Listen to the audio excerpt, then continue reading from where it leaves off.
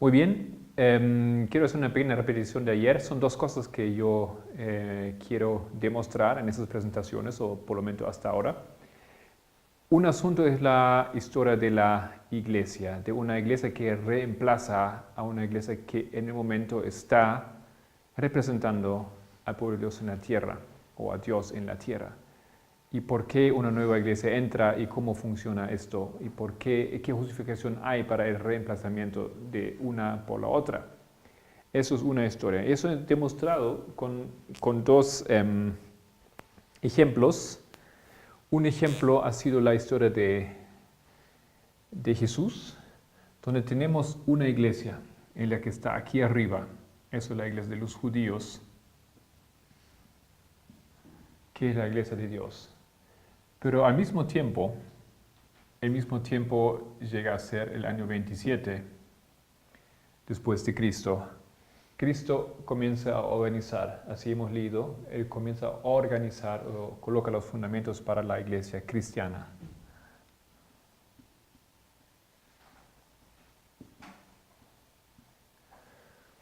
Y a lo largo de ese proceso, pasando por Pentecostés, y la muerte también de Jesús en el año 31 y llegando a la puerta cerrada en el año 34. Esa iglesia de los judíos, aunque existiendo simultáneamente con una nueva iglesia, está perdiendo su lugar, mientras que la otra está ocupando su lugar y reemplazando la otra. ¿Ya? Eso es un proceso paralelo, simultáneo. También hemos visto otra historia, y eso es la historia de los mileristas. Ahí tenemos la iglesia de Sardis,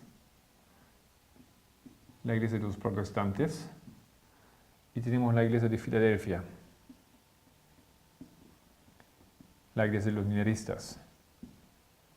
Y lo mismo acontece.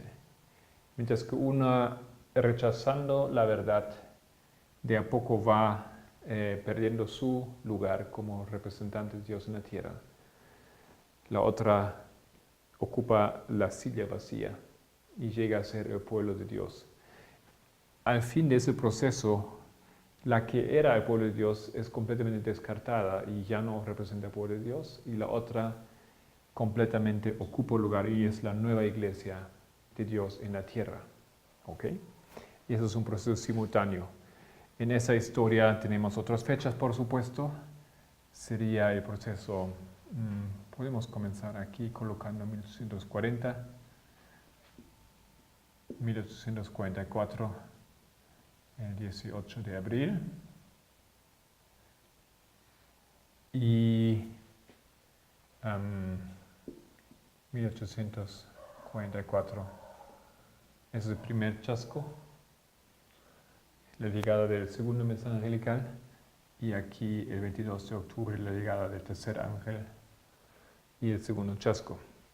Esos momentos son pruebas, por eso lo colocamos aquí como pasos, son pruebas, así como en la historia de Cristo esos eventos eran pruebas para el pueblo de Dios. Y a base de esas pruebas, Dios decide el destino de ese pueblo. Si la luz es recibida, uno participa de ese movimiento. Si la luz es rechazada, uno sigue siendo parte de esa iglesia.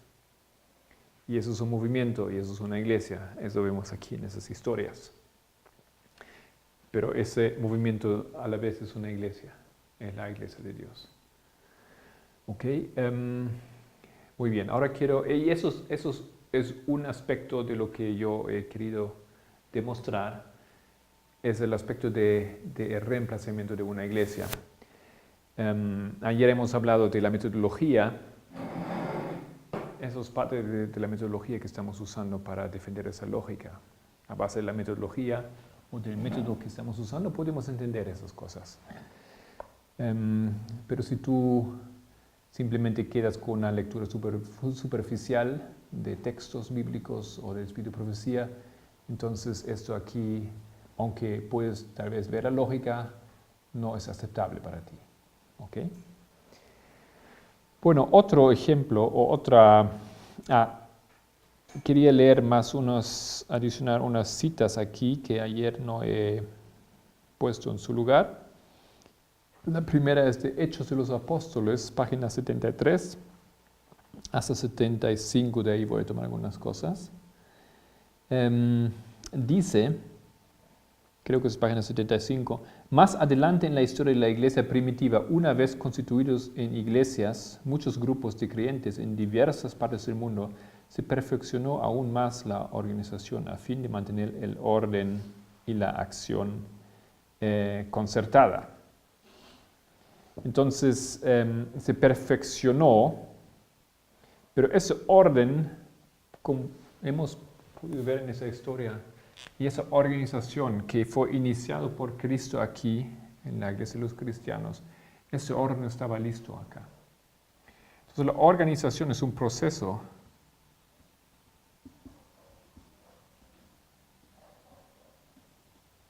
Pero la organización es finalizada acá. Puede haber refinamiento, pero en ese momento aquí la iglesia está en su lugar, funciona. Tiene que ser así, ¿no es cierto? Porque ahí empieza a reemplazar la otra completamente. Y tiene que reemplazarla en todas sus instituciones. Todas sus funciones tienen que ser ocupadas ahora. Tiene que ser lista para cumplir con los requerimientos de Dios en relación con los seres humanos, y esa iglesia tiene que ejercer esas funciones, tiene que estar en su lugar, cada detalle.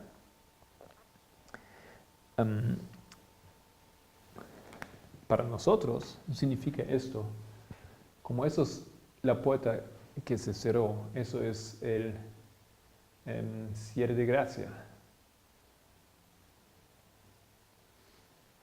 Ese cierre de gracia lo podemos ver en diferentes momentos, pero en el cierre de gracia se termina ese proceso.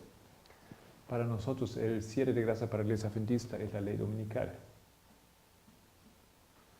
Entonces, en la ley dominical, antes de la ley dominical, según esa lógica que a base de los testigos hemos estado viendo aquí, la organización nueva tiene que estar en pie para realizar la función de la nueva iglesia.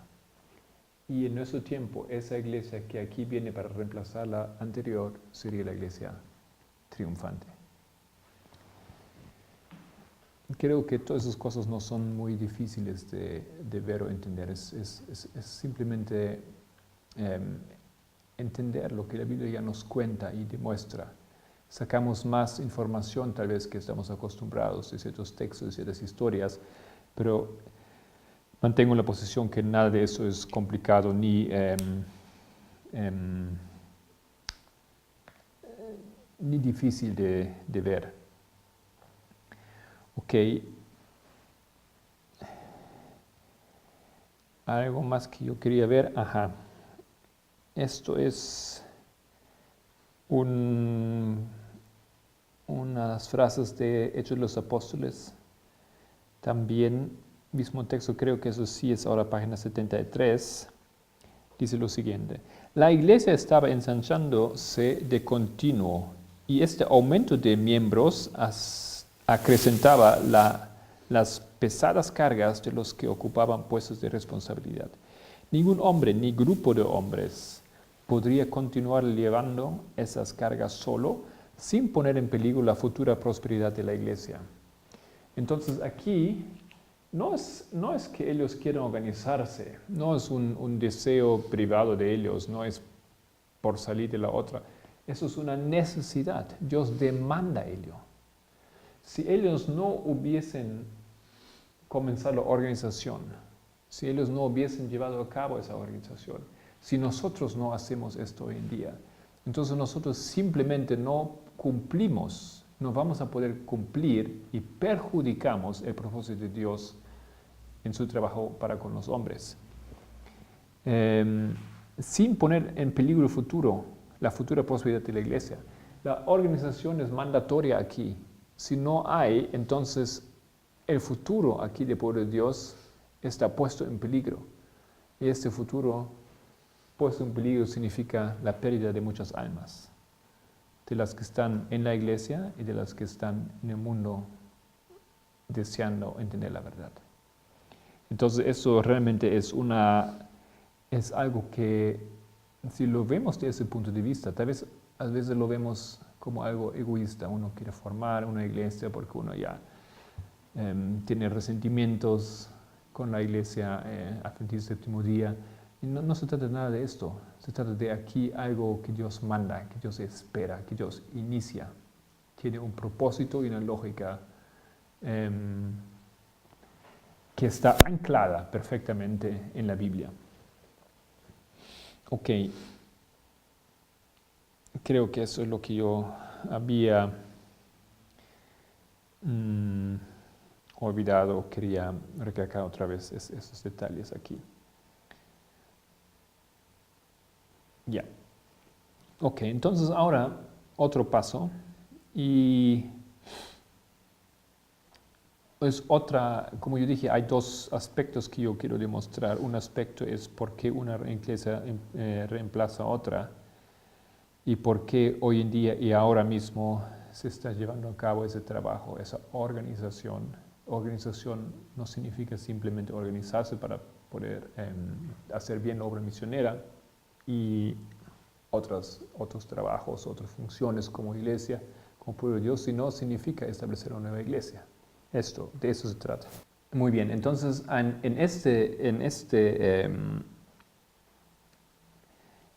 aportando a esa lógica quiero ilustrar otro aspecto, quiero aportar otra manera de ver ese proceso.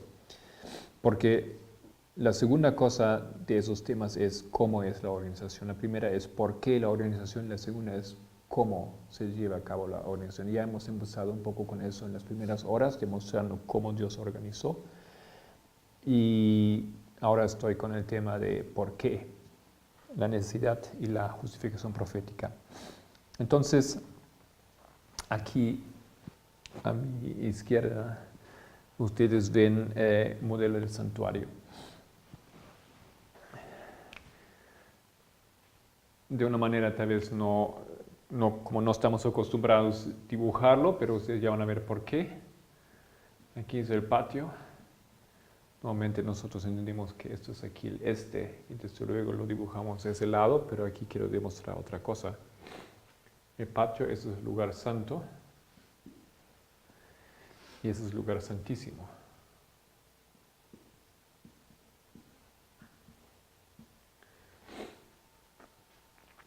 Ahora, el santuario, con sus diferentes apartamentos, o departamentos, mejor dicho, ilustra muchas cosas.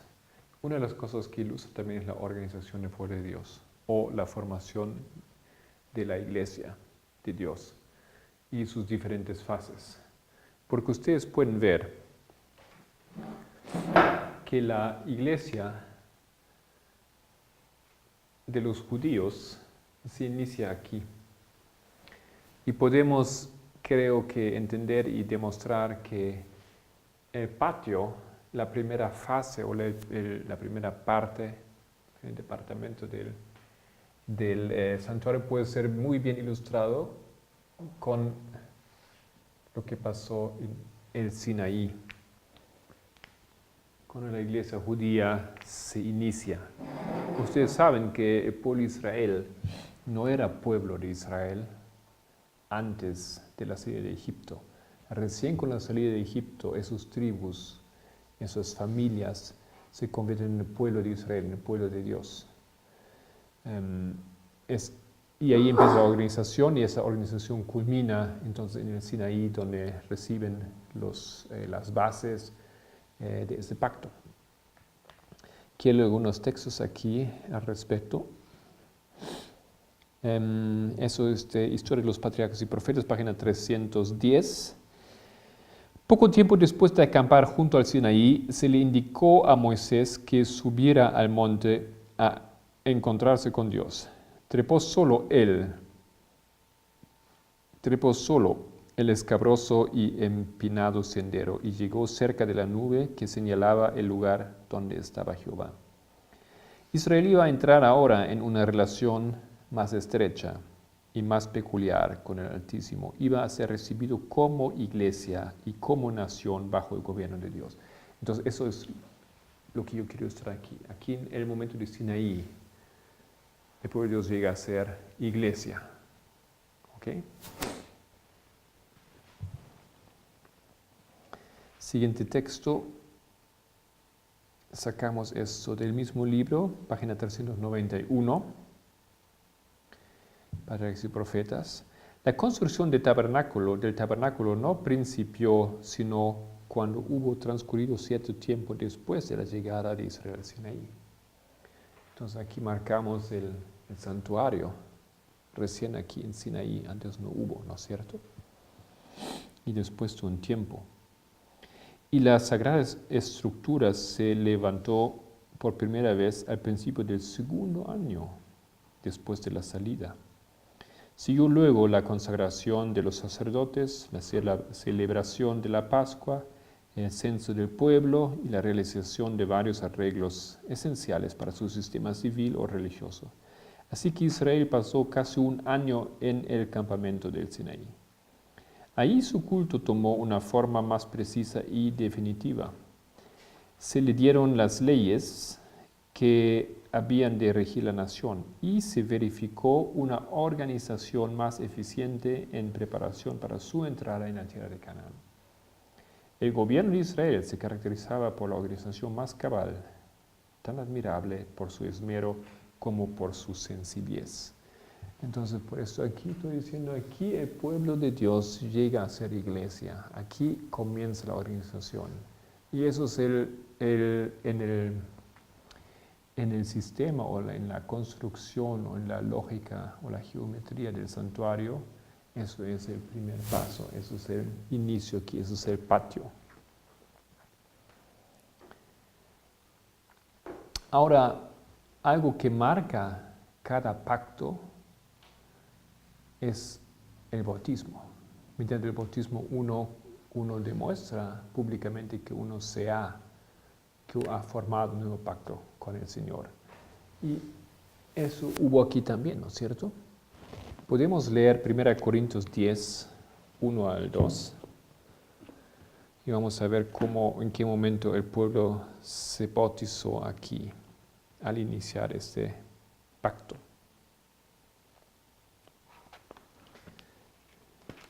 1 Corintios 10 dice lo siguiente, versículo 1. Porque no quiero, hermanos, que ignoréis que nuestros padres todos estuvieron bajo la nube y todos pasaron el mar. ¿Qué mar pasaron ellos? Es el mar que Dios milagrosamente abrió para que ellos lleguen al otro lado. Y todos en Moisés fueron bautizados en la nube y en el mar. Entonces el cruzar del mar, Mar Rojo, ¿es eso? Mar Rojo, ¿no es cierto? Creo que, ¿no? El cruce de ese mar, ese es un símbolo para el bautismo. Entonces aquí tenemos requerimiento del nuevo pacto, está marcado aquí también en la Biblia. Para nosotros el bautismo, esto es aquí 11 de septiembre, pero tal vez después vamos a decir algo ahí. Entonces, esa primera fase aquí, simplemente estamos colocando acá y vamos a ver cómo continúa esto para dar un poco la lógica. Ok, entonces yo digo aquí que ese primer pacto, esa primera fase de la iglesia es marcado por el patio. Y esos departamentos del santuario a su vez marcan dispensaciones. ¿Qué es una dispensación? Dispensación es un tiempo específico en la historia de la iglesia de Dios, cada dispensación es marcado por el fin y el comienzo de una nueva fase. Entonces, esa dispensación aquí, la dispensación de la iglesia de los hebreos, de los judíos, y termina aquí cuando Cristo viene. Y esa fase que ya hemos visto, podríamos aquí, si queremos describir eso como una fase, entonces colocamos esos años que ya vimos aquí en esa línea, 27 a 34. Ahora, en esa fase, entrando al lugar santo, vemos que esa dispensación termina y comienza una nueva dispensación. Y esa dispensación da fin a esa iglesia y da inicio a la siguiente iglesia, a la iglesia cristiana. A ver si leemos algo. Un texto que vimos ayer, ¿no es cierto? Hechos de los Apóstoles, página 16, Cristo inauguró, o Cristo comenzó la organización, dio los primeros pasos en la organización de la iglesia cuando ordenó los 12. Eso nada más aquí. Entonces,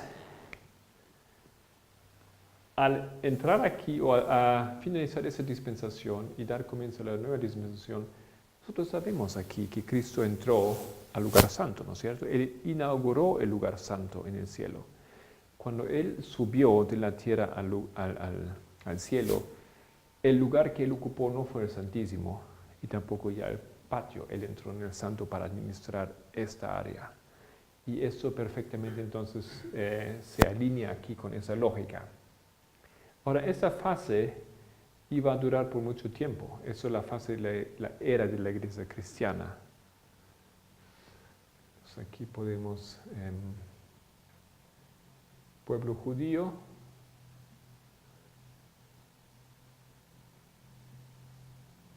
y pueblos cristianos. Y el siguiente punto entonces, la siguiente fase, yo estoy diciendo, sería la historia de los mileristas, 1840 a 44, donde nuevamente vemos una transición. Y todos nosotros sabemos esto muy bien, porque cuando Cristo, en el 22 de octubre, acaba su obra aquí para con los protestantes, ¿en qué lugar Él entra? Él entra en el lugar santísimo. Entonces esa es la siguiente dispensación que Él abre. Y justo en ese punto vemos marcado claramente la transición que aquí habíamos dibujado. Los cristianos dejan de ser pueblo de Dios, Sardis deja de ser pueblo de Dios y Filadelfia llega a ser el nuevo pueblo de Dios. Esta vez un poco, tal vez eso produce un poco confusión si yo digo cristianos, porque nosotros también somos cristianos, obviamente. Solamente es como un término generalizado. Quiero decir aquí, eso es toda una fase que abarca los primeros cristianos, los cristianos en el tiempo del desierto y los cristianos al final del tiempo del desierto, que son los protestantes. ¿Okay? Es toda una fase. Y luego empieza aquí la historia de los adventistas.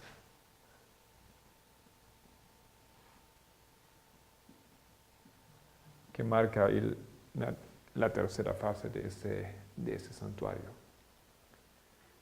Ahora, tal vez aquí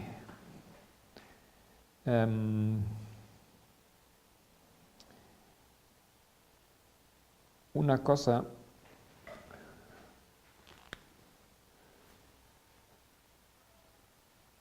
aquí vemos algo especial, ¿no es cierto? Que aquí empieza el juicio investigador de los muertos. Pero aquí también tiene que haber, ese juicio no es completo. Sabemos que en la última dispensación, el juicio investigador pasa a los vivos. Entonces, en esta lógica que del santuario falta, obviamente, un último paso. Y ese último paso aquí, porque aquí hay algo, eso tiene que finalizar de ese proceso aquí. En esa lógica del santuario, tenemos que tener algo acá. Y lo que aquí se ubica entonces es la iglesia triunfante.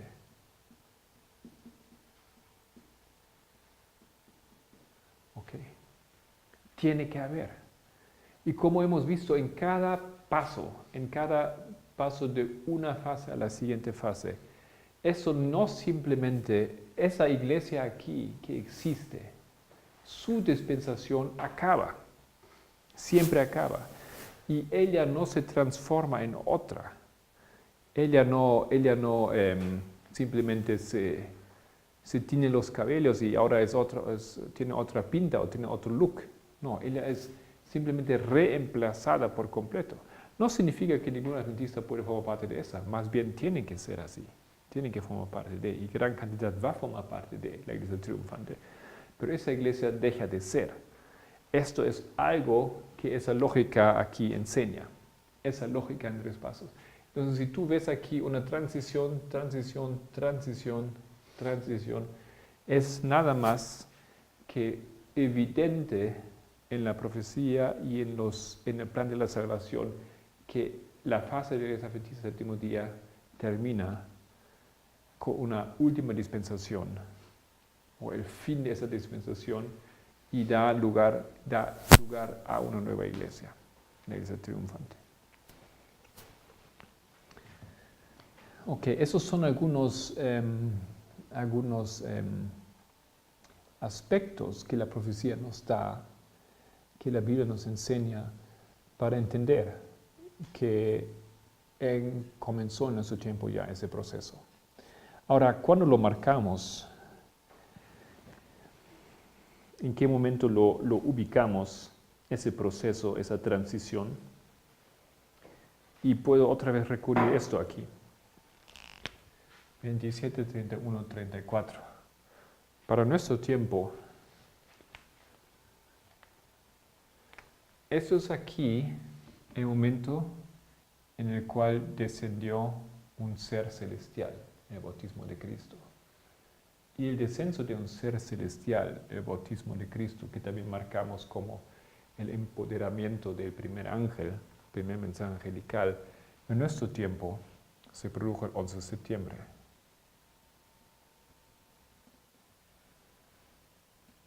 Desde luego esto es la paralela a este momento.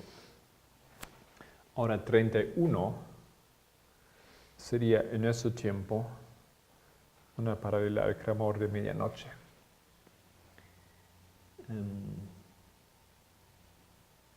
Ok. Y aquí ya habíamos puesto el cierre de gracia y desde luego colocamos ley dominical aquí.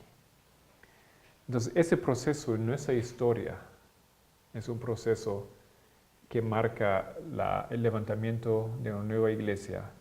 Y desde el 11 de septiembre, desde 2001, Dios ya colocó en su lugar esa nueva iglesia. Claro, uno puede tal vez colocar el argumento que la iglesia cristiana empezó con Cristo. Empezó realmente, literalmente, con el nacimiento de Cristo. Si lo quieres colocar un poco aquí atrás, fuera de ese marco, pero tampoco sería un problema, ¿no es cierto? Porque esto sería la paralela 1989, el tiempo del fin en nuestra historia. Si lo quieres marcar aquí, bien. No hay problema hacerlo.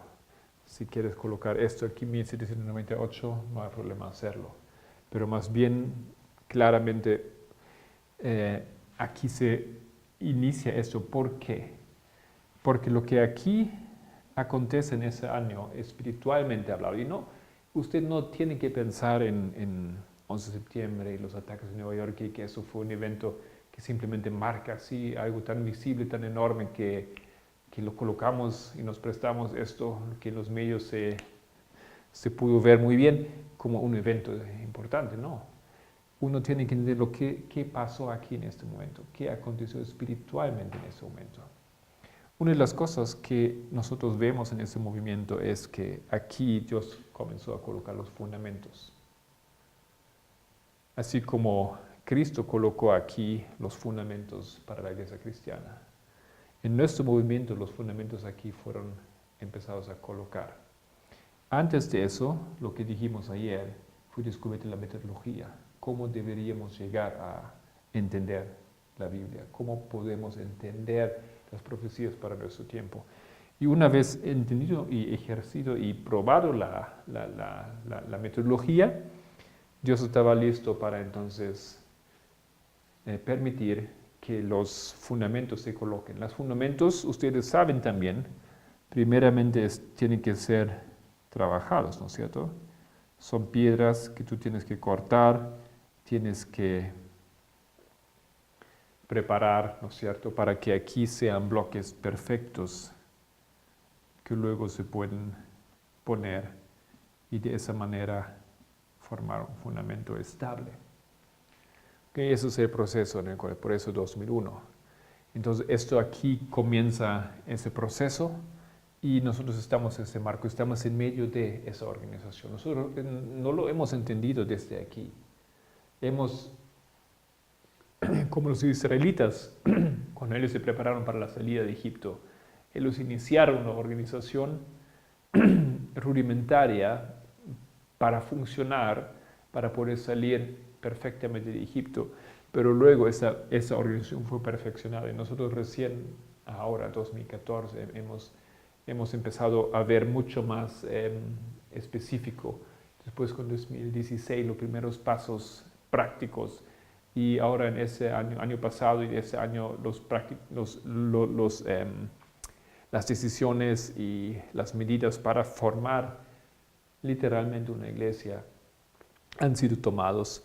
Nosotros nos encontramos en medio de ese proceso, queridos hermanos. Creo que, o espero que ustedes ahora puedan ver un poquito la justificación profética para hacerlo. No es simplemente la voluntad de seres humanos que desean tener un poco más orden en toda la obra que se está haciendo. Entonces, no ha sido muy larga esta presentación y creo que eso es debido a la simplitud de esa lógica. Usted puede leer básicamente lo que yo he estado presentando también en el Mensajero Adventista número 7, que está en nuestra página web, donde usted puede leer el texto que ilustra ese proceso aquí. Esto es, queridos hermanos, eso es justificación profética para la organización de la iglesia triunfante. Hemos iniciado ese proceso y en las próximas horas entonces pretendo volver a la aplicación práctica, cómo se lleva a cabo esto en nuestro movimiento y y qué pasos hemos tomado y estamos tomando para avanzar la organización de la Iglesia de Dios. Gracias por su atención. Vamos a orar.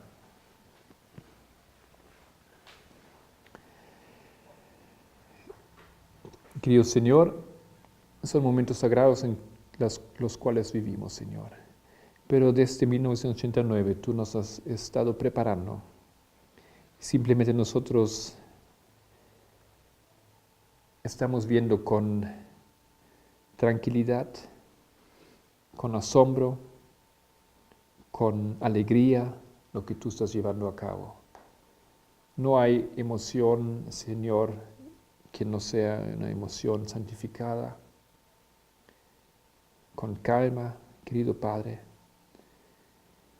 Pasos que se están llevando a cabo, entendemos que son grandes cosas, pero a la vez, Señor, con humildad y con paciencia, estamos avanzando en la manera como tú nos guíes.